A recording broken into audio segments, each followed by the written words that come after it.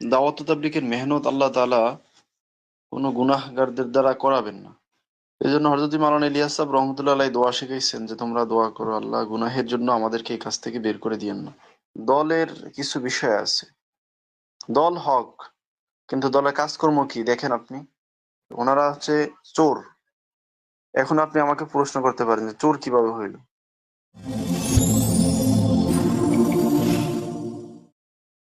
আমাদের যে বর্তমানে যে হালত চলতেছে, হালত তো আল্লাহ তাআলার পক্ষ থেকেই আসে। আর ইমানদারের হালত আসলে ইমান বাড়ে, মুনাফিকের মুনাফিকই বাড়ে।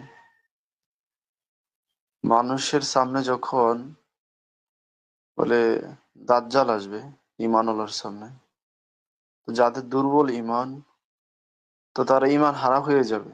আর এখনকার এই সময়ে দাজ্জাল হচ্ছে বর্তমানে জোবায়েরপন্থী হেফাজত আলাদের দাজ্জালি ফিতনা, যে ফিতনার মধ্যে আজকে হাজারো সাথী হক থেকে বিচ্যুত হয়ে যাচ্ছে, মিথ্যার আশ্রয় নিচ্ছে। এখানে যদি মূল বিষয়গুলি লক্ষ্য করেন, দাওয়াত ও তাবলীগের মেহনত আল্লাহ তাআলা কোনো গুনাহগারদের দ্বারা করাবেন না। এই জন্য হযরত মাওলানা ইলিয়াস সাহেব রহমতুল্লাহ আলাইহি দোয়া শিখাইছেন যে তোমরা দোয়া করো, আল্লাহ গুনাহের জন্য আমাদেরকে এই কাজ থেকে বের করে দিয়েন না।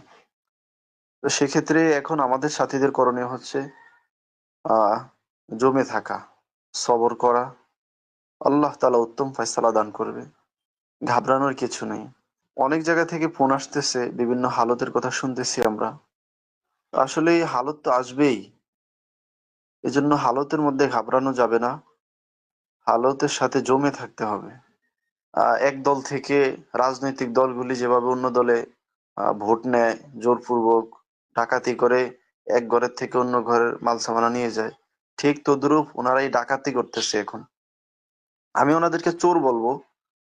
জোবায়েরপন্থী ভাইদের প্রতি আমাদের যে ভালোবাসা ছিল, তো আসলেই আমরা এখনো আপনাদেরকে ভালোবাসি, কিন্তু আপনারা যে চুরি করতেছেন এর জবাব আল্লাহর কাছে দিতে হবে। ওনারা হচ্ছে চোর।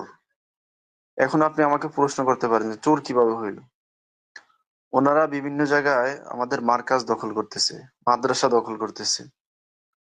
তো এই যে মার্কাজ, এগুলি কার টাকার করা, মাদ্রাসা কার টাকার করা, ওনারা যেগুলি নিয়ে যাচ্ছে, এগুলা কি ওনাদের বাবার সম্পদ যেগুলো ওনারা নিয়ে যাচ্ছে, নাকি ওনার দাদা কিনে রাখছে? তো এই জন্য ওনারা চোর। শরীয়তের মাসলাক অনুযায়ী হেফাজত এবং জোবায়েরপন্থী ওনারা হচ্ছে চোর। ওনারা চুরি করে।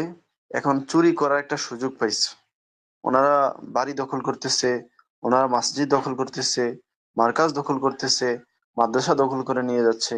তো চোরের সাথে তো আমার কখনো এই সমঝোতা হতে পারে না। আর চোর কিভাবে হক হয়?